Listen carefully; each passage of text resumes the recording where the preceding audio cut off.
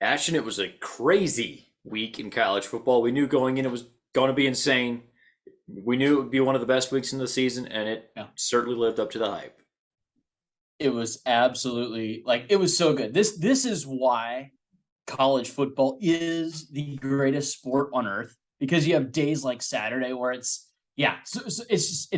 there's so much. Like I think that's where I get stuck is there's so much happening sometimes all at the same time and you can't it's hard to keep up with everything. Like there's so much going on. Like you're in the middle of Tennessee, Alabama, and then you also have TCU playing and beating Oklahoma State. Like there's the other game like Georgia. I was trying to watch Georgia play a little bit on, in all of that. So there's so many big things happening all at the same time. It was so good. Yeah, I enjoyed it all. I know you maybe didn't enjoy it quite as much as a Notre Dame fan. I loved it. I loved everything about Saturday. It was just everything that we could have dreamed that it would have been, at least from a neutral fan perspective. Yeah, just the upsets and such. I loved it all. Yeah, if Saturday my team had been on a bye and I had just been sitting at home in front of my TV, I would have enjoyed it That's right. thoroughly. That's right. Oh, Well, let's jump into the big game. Tennessee beats Alabama yeah, 52 to 49. sure. Most points Alabama has given up in 115 years. Yes, that's correct. Hmm. Um, Tennessee's undefeated. They look legit.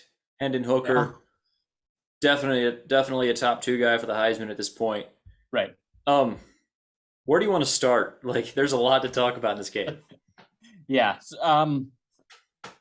You have to start, I think, with Tennessee and try to Mm-hmm. make Tennessee the story here. I think everyone else tries to kind of talk about Alabama just a little bit too much. Tennessee was phenomenal. Like Yeah. this was almost a perfect game from them. The Hendon Hooker is all of that. Like Yeah. Hendon Hooker is now the Heisman favorite, I think. Like he should be. Mm-hmm. Um, like what a performance that is. And yeah, he like Tennessee has it all out in front of them. Like right now, they have a lot of tough games coming up. I understand that, but it's okay just to sit here and just bask in the moment that beating Alabama really is, and in that rivalry. I mean, those guys. Like it's been, I think, what 15 years since they beat Alabama. It has not gone well for them. Most times it's just a blowout. Most times Alabama smoking cigars in the third quarter. And yeah, just to see, and I don't know how much of this you watched. I know you were attending a game, so you probably didn't get to watch much. But like this, like that Knoxville was like unhinged. Like we're not sure that it's still together over there. Like we're assuming that Knoxville is still there. Yeah, there's some goalposts just floating down the river for no real apparent reason. They're just going down the river. Like it was like incredible. Like it's so good for them. Like that is a fan base in a program that has been starved for success. You've seen Florida do it. You've seen LSU do it. Georgia did it last year. Alabama does it every year. And Mm-hmm. Tennessee has the same type of donors, the same type of program organization. They feel like they should be on par with that, and they haven't been for such a long time. And yeah, this was 15 years of just pent up frustration. Yeah, the celebration was so cool. It was that's how you should celebrate beating Alabama. Like that was awesome. Absolutely. Yeah, you referred to it a little bit. I didn't watch this entire game. I was tailgating most of the game, so I did catch a good bit of it. Okay. Um, and they did all that without Cedric Tillman, their best receiver, by the way. Yeah. And they jumped out to a big start, which it kind of felt like that's what you need to do to beat Alabama. But then Bama sort of slowly worked their way back and actually took the lead in the fourth quarter. Yeah. And that's the point where you think, okay, well, it was a great shot, Sure. but Bama finally figured it out. Credit to Tennessee for not letting that just wreck them mentally. Obviously, they found a way to score again, tie the game, and then hit the game-winning field goal. That's yeah. I think that one of the underrated things maybe this game is just the way they were able to bounce back after falling behind in the fourth quarter to an Alabama team. After it seemed like they had given them their best shot. You see a lot of teams get tight, in situations like this, like that Tennessee is in, where like the favorite is coming back on you, and you start playing to not lose. And yeah, just Tennessee just kept throwing punches, man, and pretty much was Yeah. like, we're gonna throw the ball long to Jalen Hyatt. Like that's just a really good Yes. offensive strategy. It works out tremendously. How he only had 6 receptions is like coaching malpractice, For I over think. 200 yards and Right? five No, I touchdowns. know he had six receptions, 5 touchdowns and he had 200 yards. Like that guy should get the ball like 15 times. Like just force feed that guy the ball. But no, it was a really good performance all around from them. I was surprised at how Tennessee's offensive line kind of pushed Alabama around a little bit. Like you kind of saw Yeah. that happen, and they protected Hendon Hooker. He Mhm. was only sacked, I believe, once. So yeah, I was really impressed with Tennessee just overall. Like this sets up Absolutely. really well for them. And we'll talk about Alabama in a little bit, but Tennessee is legitimate. And Mhm. like are we going to go talk about playoff contender? Maybe, maybe not. Who cares? Like Yeah. who really cares right now? They deserve it. They deserve their ranking. I think they're number 3. They could be higher. Maybe I could. That was the best win that anyone's had all year. That was the Sure. best win anyone's had all year. And they looked impressive doing it. And they can beat Georgia. Like Tennessee can beat Georgia. Yeah, where it goes from here, I don't know. Should we talk about Alabama a little bit? Yeah, absolutely. Do you start with the coordinators? I mean, can you retain either one I after don't that know. performance? That was so bad. Like if Alabama doesn't have Bryce Young, they're 4-3 right now. Like that's Yeah. that. I mean, they should be they could almost be even with Bryce Young, but yeah, no, like Bryce Young is so good. The rest of that team doesn't look just phenomenal, man. Like the secondary is not very good. Oof. Will Anderson, we talk about Will Anderson a lot. He was kind of silent. And I mean, hats off to Tennessee's offensive line. Will Anderson had 3 total tackles in this game, no sacks. Like, yeah, Yeah. I don't know. And you know that Tennessee's going to be throwing that ball a lot. So yeah, I was it's it's interesting to see how Alabama has like how they're playing now and the whole philosophy that they're employing. I'm not fans of their coordinators. Would you keep either one? No, I think that Bill O'Brien is definitely going to find himself a head coaching job this offseason. Kind of the Uh-huh. way Tony Elliott got a head coaching job this offseason from Clemson.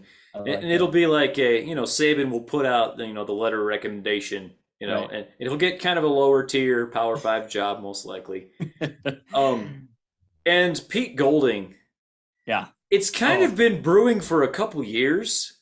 Like their defense the last several years has not quite been as good as it should be. no. And here I mean, yeah, this year it's especially when you have DeMarco Helms getting burned over and over and over again. Like I It don't know, happened every play. That guy got toasted every single time. Like something's wrong. he was their leading tackler. And I actually like Helms, like just Yeah. as a player. I think he's a good safety. He's a good downhill player. But like Helms on Jalen Hyatt was a mismatch. He got beat every single time. And like, how do you? I think that becomes on Pete Golding like a Hmm. bit. It's like after you get him once or twice, okay, like I get it. But then you have to change. Like you have to do Yeah. something else. You have to either get him help over the top. You have to do something different. And there's a million different things you can do, and they didn't. Like they just kept he kept the same strategy, and he just kept beating Yeah. them time after time. So yeah, I like Kellums as a player. He's taking a lot of flack right now for this game. Sure. I like him, and for me, that's more on coaching. Like you don't Sure. have that matchup. You have to change. Alabama has Eli Ricks is on that Alabama team right now. Like people forget about that. Eli Ricks plays for Alabama and can't get any playing time right now. Like I don't know what's going on, but that dude was a stud at LSU. Yeah, and maybe they could have needed it like a lockdown corner, say against a team like Tennessee. Yeah. I mean, to my untrained eye, I agree with you completely. Like it seemed like Tennessee didn't have to change anything; they just kept doing the same thing, and there Right. was no adjustment from Alabama's defense. I do think like you could put blame on Bill O'Brien, and he's been a popular. People like crapping all over him, especially Alabama fans, and I They put up understand 49. it. They put Yeah, up 49. I mean, exactly. The bigger issue is it's the defense. I think Bill O'Brien is probably a perfectly decent offensive coordinator. yeah, They're used to better than decent. Steve Sarkisian was a great offensive coordinator. In Alabama, they should be able to afford a great offensive coordinator, and they also should be able to afford a great defensive coordinator. I don't think Pete Golding will be the defensive coordinator next year. I don't know if he gets a head coaching job or Yeah. maybe just finds a different defensive coordinator job or just gets straight up fired. I don't know. We'll see. Yeah, no, agreed. Needs to go. Time of possession, by the way, Tennessee only had 22 minutes. Alabama almost just a little under 40. So Alabama completely dominated that.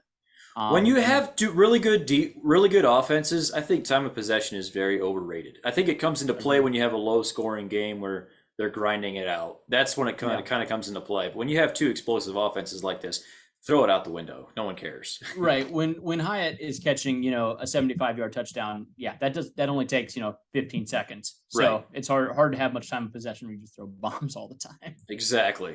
So just as a Georgia fan, real quick, I mean, I hate to do too much big picture here, but like, how scared are you of Tennessee? This was awesome as a Georgia fan. I loved all of it. It's what Georgia needed. Tennessee could have snuck up on Georgia had they not had this performance. I mean that in all seriousness. I think Georgia will. Okay, so Tennessee goes to Athens in 3 weeks, right? Mhm. That November 5th, Tennessee will be in Athens. Tickets, by the way, for that skyrocketed like Saturday night and Sunday morning. Like they just went through the roof. So that place is good. Yeah, it's going to be bananas. That's going to be a 1-3 matchup, a 2-3 matchup if both these teams win out until then, which they should. Mm-hmm. I feel good. Like I feel really good about this. I think Georgia matches up much better with Tennessee. They're obviously going to have their full attention because Georgia respects people that push around Alabama. So yeah, it's going to be really good. I think Hendon Hooker can get points on anyone. I really do. Sure. I think Georgia's not going to shut him down completely. I think it's going to be a really good game, but I think Georgia will be able to run the ball much better and more effectively than Alabama did. And I don't think they're going to be giving up those deep shots anymore. I think Georgia will have figured some things out. Blitzing Hendon Hooker might help a little bit, not just give him all day to throw. So yeah, no, that's where I'm at. As a Georgia fan, I love seeing Alabama lose, and I think Georgia's a better football team than Tennessee, so I'm okay with it. Okay. Well, let's move on to kind of the rest of Saturday's slate. Oklahoma finally got on track. They beat Kansas 52-42. I think this line closed at 10.5. I think we were both on Kansas in our locks when the line was down at like 7.5. Yeah. Don't feel horrible about it. I mean, it was a loss, but it wasn't like we were horrifically wrong. Oklahoma finally figured out how to play some offense. They still didn't really play much defense, but at least with Dylan Gabriel in there, their offense looks a lot different than it did last week. Yeah. Hey, bounce back game, and something that they had to have. Like you had to have it. You're 4-3 now. It feels like the ship is at least righted a little bit. You've at least plugged some of the gaps. Like, yeah, you can limp through this year yet. It's not going to get ugly for Oklahoma. Right.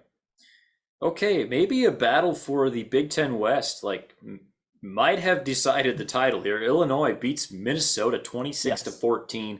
Yes. Illinois' defense is so good. They're playing so well. And Minnesota, it seems like ever since Chris Autman-Bell went out for the year, their best receiver, their offense has just sputtered. But Illinois is legitimately good on defense.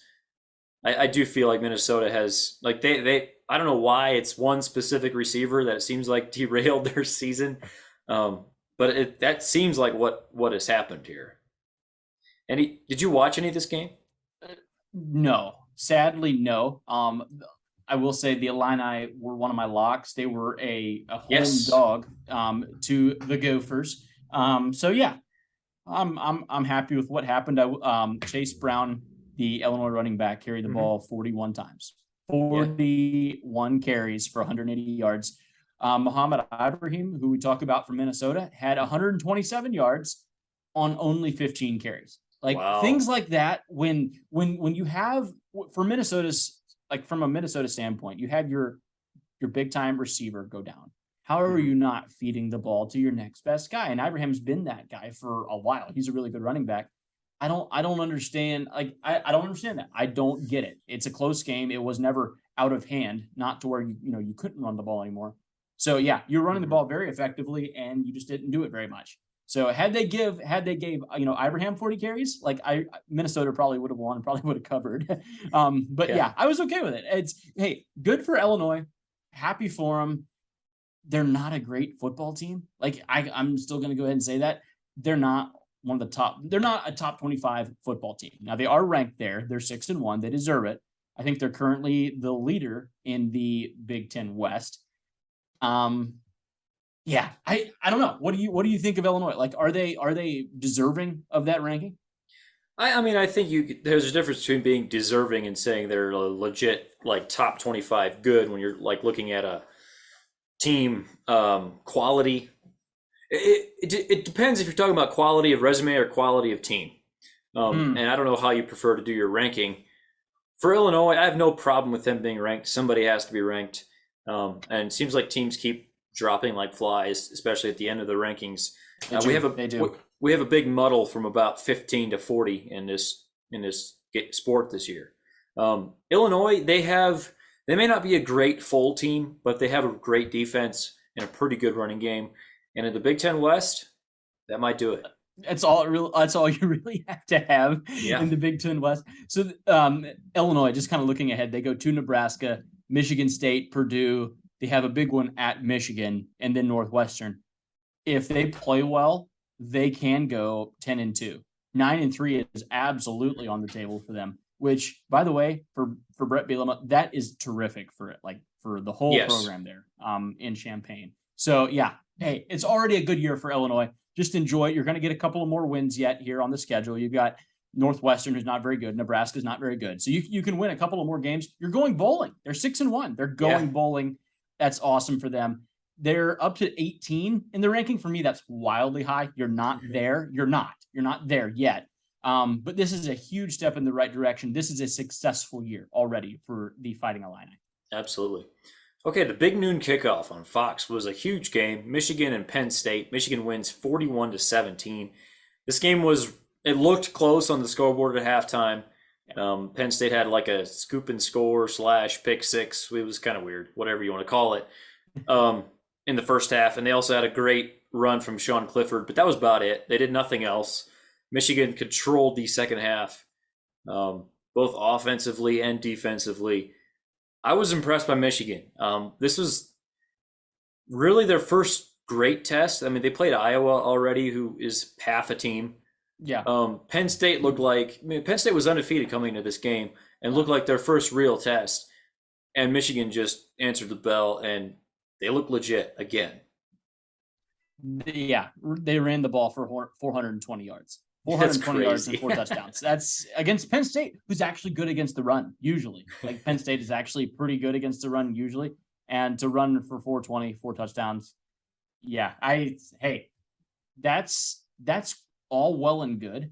I don't have a whole lot else to add. This was just a beatdown. Like it was just, I did watch a bit of this game, absolute beatdown. I'd like to see JJ McCarthy be a bit better, maybe in certain situations. Sometimes his accuracy, especially downfield, isn't phenomenal. It's not great down the field. Judgment just a little bit of a problem sometimes. But yeah, dude, like Michigan can push people around. This is a team that can give anyone trouble, including Ohio State. I think right now Ohio State's probably still better. I would still be leaning Ohio State. I think it'd be nice to see McCarthy kind of grow a little bit into his role there for Michigan and mature might be a better word. So and then maybe some of their skill players. I'm not sure about Michigan's receivers. Like just to be like completely honest, I don't know if any of them are just game breakers. So you don't really need any of that when you run for as much as they did. Yeah, they have we talked about them a little bit in the offseason. They have a good receiving core. It's not great, but it's good. Yeah. And I do think, like, talking about the matchup coming up with Ohio State, I mean, you can't help but think about it more than a month in advance. I think if they have a similar setting as last year where it's cold and the game is won and lost in the trenches, they have a chance. I do think Ohio State is better in the trenches than they were a year ago. If this game is pass happy, then McCarthy is not going to be able to match Stroud. But Michigan does have a chance. I think more than a chance. Like I actually really like him. I think McCarthy can grow into that. Yeah, obviously you're hoping for bad weather. Yeah. Obviously. But yeah, you got a snowstorm. Got into a blizzard with them last year, and that turned out well for you. Mhm. But no, overall still super impressed with Michigan just overall. Like we're kind of being nitpicky a little bit about their receivers and, quarterback progression and all that. Michigan's excellent on defense. Michigan, like their offensive line they might even be better, like from that standpoint of just being able to road grade people than they were Mhm. last year. Which is that's awesome. They're going to continue to cruise, I think, all the way up to that Ohio State game. I think they go into that game probably 11-0. Yeah. Okay. Syracuse beats NC State 24-9. Don't want to talk about it too long, but it did come out after this game that Devin Leary is out for the season. Did not Yeah. play in this game. Yep. NC State scored 9 points, which is probably about how it's going to go without Devin Leary. Oh, Um, yeah, Syracuse has a big matchup coming up this week against Clemson, and then they play Notre Dame the following week. So they're undefeated right now. Props to them for winning games. You don't have to put huge asterisks on it. They're winning, and that's what matters. I mean, you're Syracuse. You will take it to this point. They've had a great season. They've already exceeded expectations. yeah, no doubt. You absolutely take it, right? They're 14 in the new AP poll. Yeah. They have Clemson and then Notre Dame and Wake Forest left on the schedule. So Yeah. yeah, enjoy it. And hey, top 15 team, even though like from a power ratings perspective, they're not actually like the 15th best Right. team in the nation. But yeah, again, you take wins. You're Syracuse, dude. Absolutely. From the NC State perspective, this season could go downhill fast. Yeah. Their offense wasn't great anyway, and that was with a good quarterback. And now with Leary being gone, yeah, dear Lord, please hope they just don't run the ball every single time. But they might actually try to do that. So yeah, they've got a number of big games left on the schedule as well. So yeah, hey, big win for Syracuse. Let's just focus on the positives. They get That's to right. be 6-0, and they're going to go bowling again this year. That's right. Okay, a big game in the Big 12 came down to double overtime. TCU beat Oklahoma State 43-40. They were trailing in the fourth quarter, came back, tied it, pushed it to overtime, pulled out the win. Feels like this kind of puts them in the driver's seat to reach the Big 12 title game. I think Texas is probably still the favorite. But two teams make it, and I think TCU is looking really good. Their offense is humming right along. Oklahoma State, they've kind of been playing with fire a little bit. They've been outgained several times and were able to win those games anyway. Finally met their match, but still obviously two teams that have to feel good about what their season has looked like so far. Did you watch any of this game, or what are your thoughts on this game? So this one happened to be going on, like this one queued up exactly at the same time that Alabama and Tennessee Yeah. was going on. And then Georgia was playing Vanderbilt, which I'm a Georgia fan, so I keep tabs on that. Yeah, this one, I feel kind of bad for like Oklahoma State and TCU. This was actually a really, really good game, and it kind of isn't even going to get noticed. Like Yeah. having to be in the same time slot as Bama and Tennessee. So huge for TCU though. They're the only undefeated team left in the Big 12. I'm not ready to go as far as you are. I think right now, for me, they are the favorite in the Big 12. I think they have the best chance of getting to the championship of anybody. They're the only one that has not been touched. They have to play Kansas this week, which will be a really big game. Kansas and those State, are the I only believe. Sorry, K-State. Yes, that's who I had meant. They have to play Kansas State at home for TCU. So, and those are the only undefeated conference teams. K-State has a loss out of conference. So yeah, it's 6-0 for TCU, first year head coach. We see some of this stuff happen. And I think it's funny how like we've been kind of keeping tabs on the first year head coaches. Sonny Dykes has done a really good job there. That team has really kind of melded into like an offensive juggernaut almost. Like this team puts up points, man. They haven't scored underneath 38. They scored 38 in the week one against Colorado and have only gone up since then. So they put up a lot of points. I kind of like them in the Big 12. Like I'm not saying they're going to go undefeated. Like they could easily lose a game or two, but it's the Big 12. Everyone could lose a game or two. So yeah, I think they have a good a shot as anyone right now. They're kind of like the Big 12's version of Tennessee. Not as talented, but like They have an explosive offense. Max Duggan is playing out of his mind this season, Yeah. and their defense is good enough. Yeah. Yeah. Good. I mean, good enough. Like, they were the better team in this game. TCU, Sure. even though the game went to overtime, TCU was the better football team, like, overall. They had over 100 more total yards. They led in time of possession. Yeah, like, they had less penalties. I was a fan of, yeah, I'm a fan kind of Max Duggan and what he does. Like, I think if you have a really good quarterback, that way they are kind of like Tennessee. When you have a really good quarterback, they kind of cover up a lot of other holes that you have on your team. And yeah, I think, again, I hate to keep going back to this, but in the Big 12, like, that's good enough. Like, that is good enough to get you there into the championship game. And are they a playoff team? No, like, I'm not going that far. But yeah, I think they're as good as anyone else in that conference. What are the odds that Garrett Riley is still their offense coordinator next year? Is it like plus 700? I was going to say low, very low. Yeah, I don't know. Where do you think you'd go? I'd take him. Okay. Shall we just go right on to that game now? Well, we could, yeah. So Okay. I was at the Notre Dame Stanford game Saturday. Oh no. Let me just run over a few stats about this game. So Sure. Stanford, we know their strength this They're year. not good. They're not well, very yeah. Their relative team strength has been their offense, and that's relative. Obviously, their defense has been absolutely horrendous. not good. Yep. Their running back.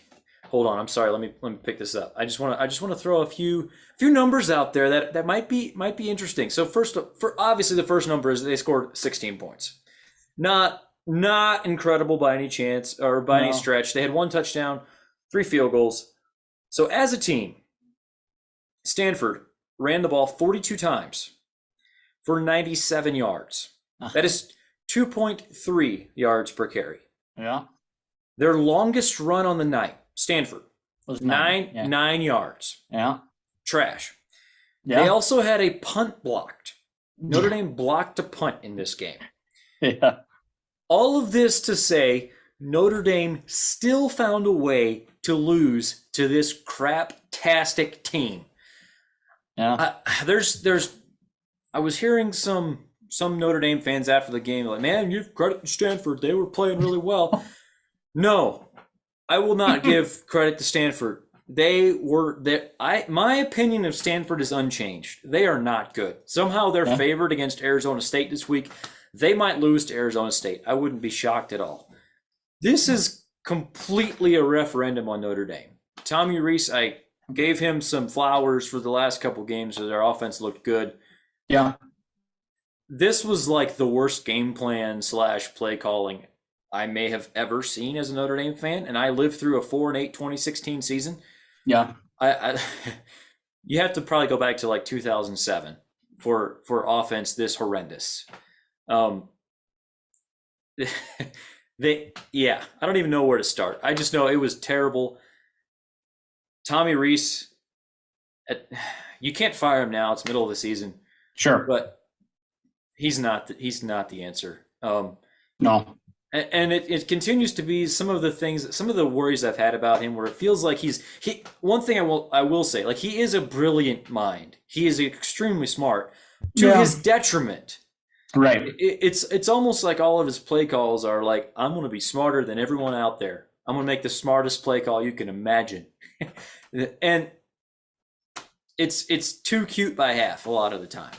In the end of the first half, Notre Dame was driving. By the way, they went literally scoreless in the first half, and that included they blocked a punt in the first half and didn't score any points.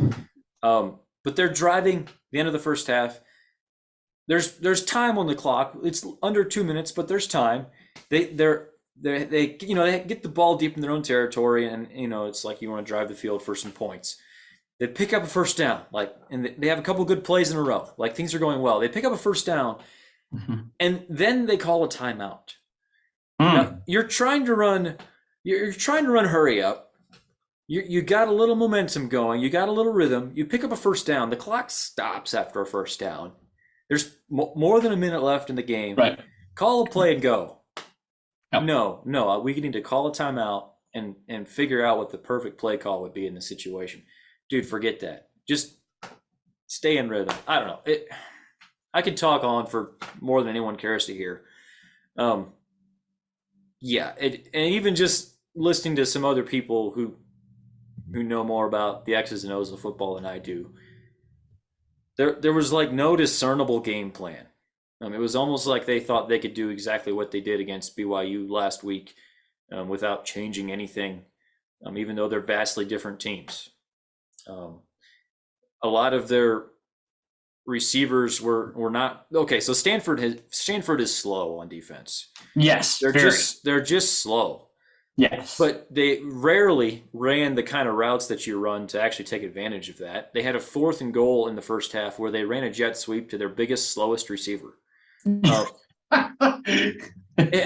a bold strategy. Unbelievably, it did not work. Yeah. The last play of the game is 4th down. You're trying to drive the field. It's 4th and 8, and they threw a comeback route at 6 yards. Yeah. And it was the guy's first read, and it wasn't even completed. Like what? Threw it to Michael Mayer in double coverage multiple times. He had 5 catches for 60 yards. Yeah. They finally played Tobias Merriweather, the true freshman who I was talking about some in the offseason for.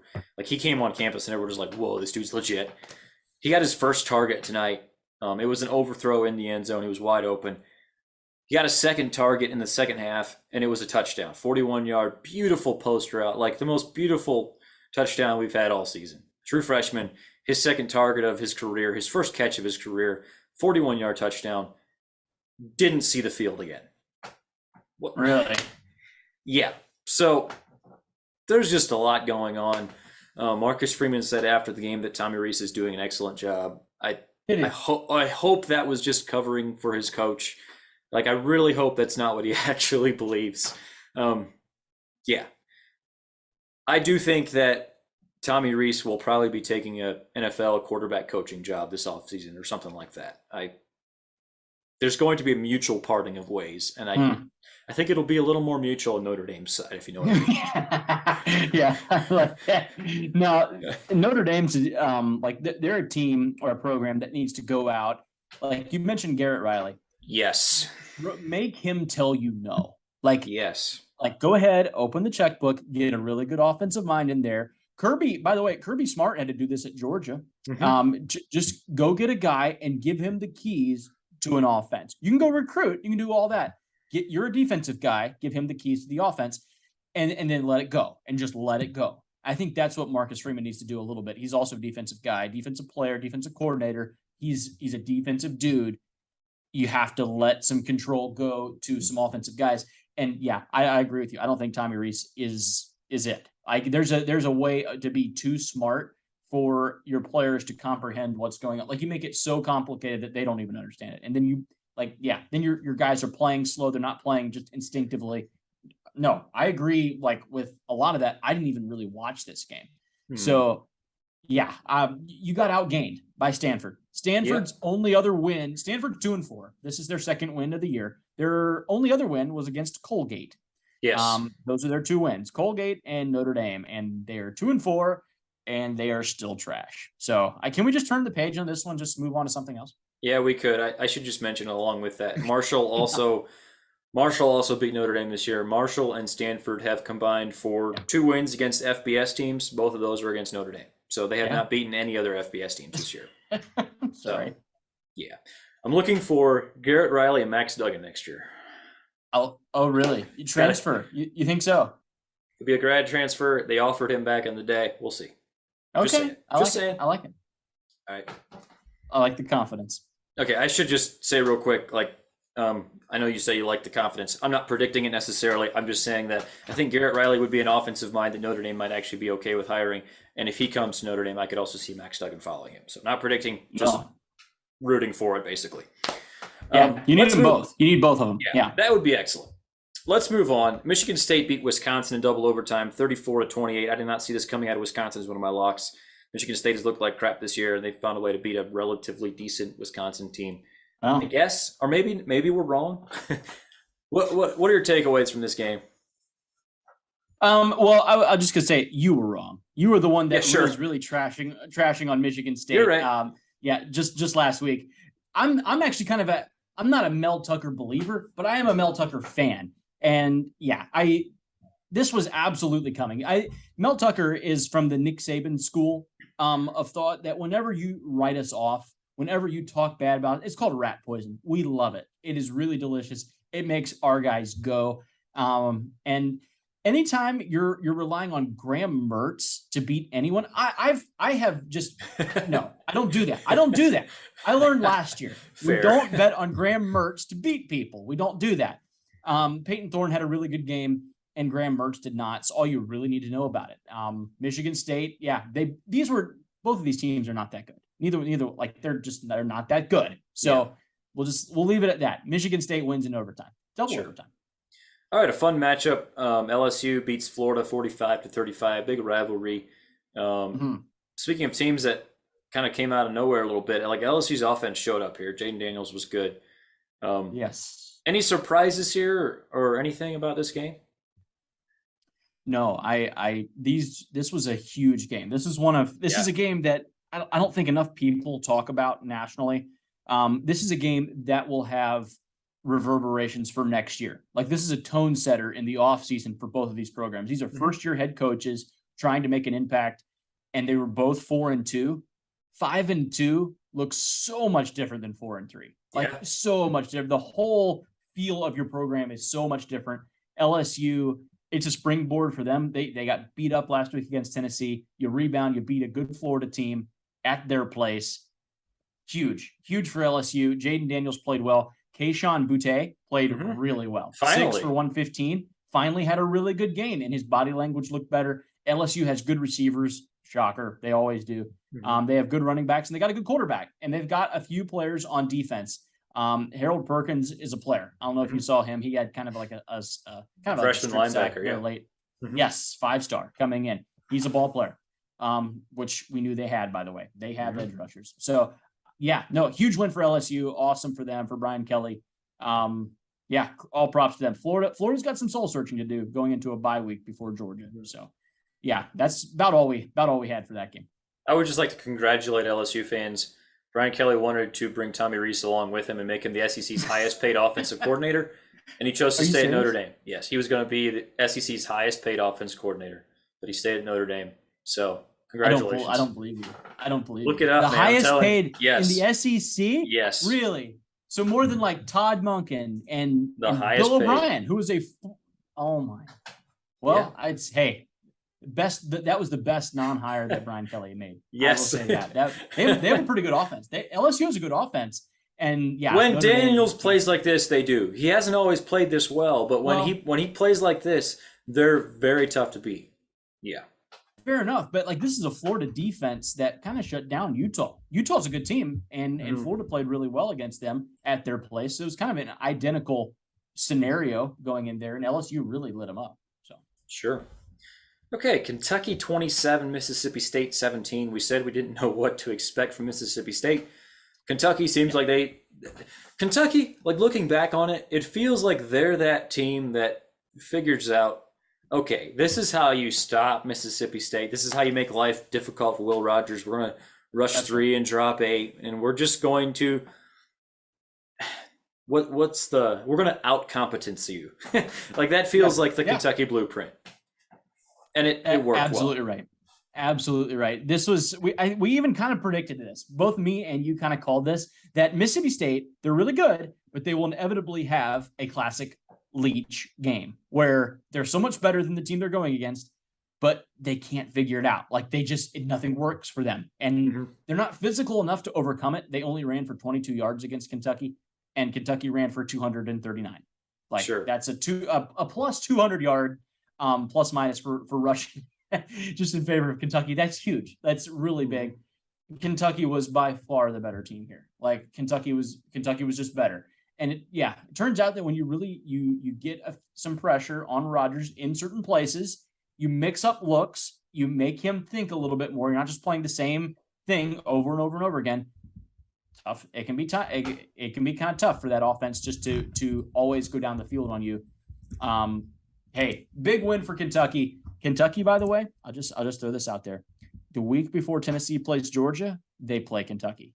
I'm just gonna throw it. Kentucky is sitting in the weeds for that one. I know they have to go to Tennessee. I understand all of that. Kentucky is sitting in the weeds. Just be careful. Be mindful of Kentucky. All right. So last year, Alabama stole Kentucky's offensive line coach. Any chance they steal Brad White, their defensive coordinator? They may need to. They may need to. I Saban's more of a promote from within kind of guy. Or he'll go and get like a disgraced former NFL coach. You know what I mean? Like that's more like the Saban style. So yeah, probably that's more where I would see him going. He's not much for the young up and comers anymore. All right, Utah beats USC 43-42. Bananas game, huge for Utah. We kind of didn't know what to feel about this game. We were both strongly considering taking USC and the points, which would have covered. Utah, of course, gets the most important thing. They got the win, which would not be shocking, especially if you look when we're looking at this game from the off season. Still not shocking, but it is notable. Any major takeaways from this game? Yeah, Cam Rising is pretty good. So is Caleb Williams, but Cam Rising was better. Dual threat. Both these quarterbacks were really good. Like I don't have a whole lot else to say other than that. It was just very well played. Kyle Whittingham continues to be just one of the most underrated coaches in the history of college football. If that guy was in the SEC, I think he would do really big things. But he's at Utah and kind of not on people's minds as much. Utah's a really good football team. Utah is a really good football team. And this is kind of always the matchup that we thought would get USC, like a physical team that can run the ball with an efficient quarterback, kind of play keep away a little bit, not let Caleb. It didn't really go according to plan because USC still scored 42 points. Right. But USC didn't really feel like they had answers for stopping Utah, especially there in the second half. So, yeah, Nate, hey, two good teams. Two good teams. These are Utah and USC are two good football teams, and one team had to win. We should just mention Utah's tight end, not even their original starter. I believe that was Brant Kuth or something. A big name tight end. Dalton Kincaid in this game. Huge. 15 catches for 217 yards and a touchdown as a tight end. That's insane. So shout out to him. And yeah, you're right. Just talking about USC. Yeah, if they play a team with a great offensive line, they're not going to be able to stop them. However, they will put up points with anybody. I think that's pretty much how, Okay, I want to mention just a little bit. Clemson beat Florida State 34-28. It wasn't actually that close. They were up 34-14 at one point. Just thought it was notable. Like, DJU is playing well. Clemson is pretty legit. I don't have a lot more to say about it, but yeah, they have to be considered a favorite to probably go undefeated this year and make the playoff. We'll see. Yeah, we'll see. I'm gonna hold up on that one just a little bit. We'll see. We'll find out. I was feeling a lot better about Notre Dame's chances against them before Saturday night. Just saying. Yeah, I can imagine. Is that November 5th as well? Yep. Clemson and Notre Dame. Okay. I gotcha. Yeah. Wow. That's a game that has lost some luster, I will say. Like we thought Notre Dame would probably be top 10. Clemson's held up their end of the bargain. They're at number 4, but yeah, that's difficult. Hate to see that. Even before Saturday, like I thought it was going to be a huge game because I assumed Notre Dame would roll through Stanford and UNLV and Syracuse, and you'd have all the storyline of it took them a while to get going, but now they got going and they're playing Clemson and they have a chance to play spoiler against Clemson and USC. Now it's like let's hope we make a bowl game. So I hate that for you. Yeah. All right, let's run through some other scores. We won't really talk about these games, but just some other notable results. Thursday night, West Virginia beat Baylor 43-40. Big for the pod. That's right. Ole Miss beat Auburn 48-34. I don't know if you caught it on College Game Day. Before the game, Lane Kiffin said, "Go Vols! Let's beat the state of Alabama this week." So that was kind of fun. They did. Sure enough. Texas beats Iowa State 24-21. Classic trap game. Iowa State had a chance to win this game, dropped a long pass towards the end of the game. That was rough. Yeah. Miami beat Virginia Tech 20-14. Hard to take anything notable from that. Georgia beat Vanderbilt 55-0. Ditto. Washington beat Arizona. They finally got their offense back on track. They won 49-39. Purdue beat Nebraska 43-37. Sneaky big implications for the Big Ten West. Purdue might, they're right up there with Illinois as probably the co-favorites. North Carolina beat Duke 38-35. Bit of a rivalry game there. And then Oregon State beat Washington State 24-10. The locks for the week, Ashton, you were 1-1, 12-11 on the season. I was 2-2, 20, 26-2. So we both went exactly 500. Nothing great, nothing terrible. Okay. Any major thoughts on the locks? Anything other than what I said? No, not really. I wish I had put a little bit more trust in Venables. It still felt like we were probably the right side. We did have agreement on that, and we lost. But yeah, I don't know. It could have went either way. Like I do feel like Kansas probably could have covered that, and had we waited, we still could have gotten 10 points. So yeah, it was a bummer. We have to do these pods so early in the week. You don't know how these late lines shift. But usually it's a good thing, but sometimes it's bad. Sure. In this case, not so much. Hey, one thing we didn't talk about Arkansas BYU. Arkansas gets a big win I missed that. Sorry. on the road in Provo. Not much to take away from it other than Arkansas did what needed to be done and got off the mat after some tough losses against some good teams. And BYU is actually a good team. These are both two good teams. I'm impressed with Arkansas. That was all I was going to throw in there. Yeah, I was relatively impressed with Notre Dame last week, and they beat BYU 28-20. Arkansas put up 52 on BYU. So yeah, Arkansas, KJ Jefferson, like big game. He's back. Seems like it's going well. They still have a chance to have a very good season. Yes.